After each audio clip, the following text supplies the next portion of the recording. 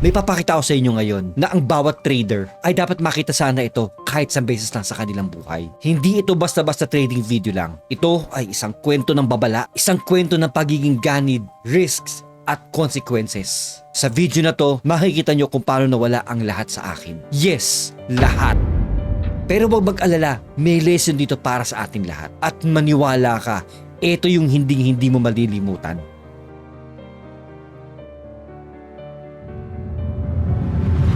Alright, what's up mga boss? Kamusta po tayo lahat? Ako nga po ulit si LA at welcome po dito sa ating trading channel. At kung bago ka dito, huwag mong kalimutan mag-subscribe dahil ngayon, pag-uusapan natin bakit kahit yung pinaka-experienced na trader ay pwede pa rin magkamali at kung paano natin ito maiiwasan. Kaya don't forget to like this video, subscribe na rin if you haven't yet. So, umpisahan na natin ito. So, maaaring hindi nyo alam, ako po ay nag-e-experiment ngayon using po yung martingale strategy. Ito ay isang popular na strategy na ginagamit po ng mga traders. The idea is very simple. Double your bet after each loss until you win. Sounds foolproof, right? Well, not so fast. Okay, so ganito nga yung nangyari sa akin. Nung una, I was winning talaga. So, ginawa ko 3,000 kagad. Nilagay ko. In case na matalo ako dito, dodoblehin ko lang to. Then, if mananalo, ma-fix nito yung aking loss dito. But instead, natalo ako nung natalo dito. And just like that, almost na-wipe out talaga ako. Sa very large amount, bigla po tayong bumaba sa ganito. Pero wait. Huwag tayo mag-panic. Nagka-clarify ko lang na ito po ay demo account lang.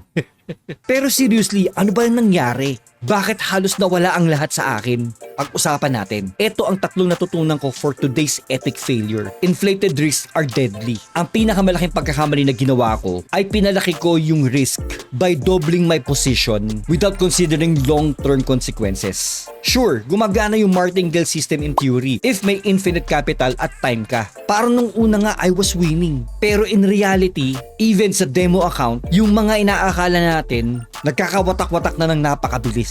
Lagi natin tatandaan, risk management ay hindi optional. Iyon ay mahalaga.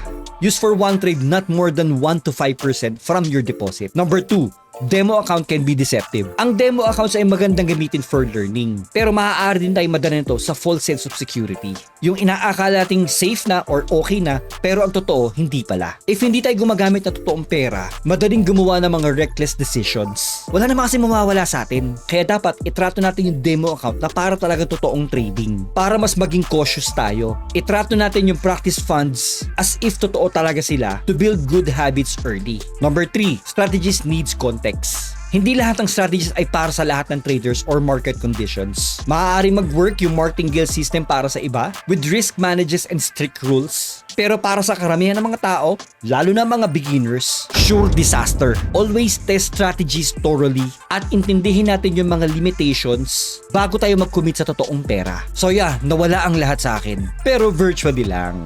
And honestly, masaya ako na nangyari ito sa demo account lang at hindi in real life. Ang pagkakamali ay parte ng paglalakbay. At yung natutunan natin ngayon ay isang paalala na ang disiplina at pagpapasensya ay crucial sa trading.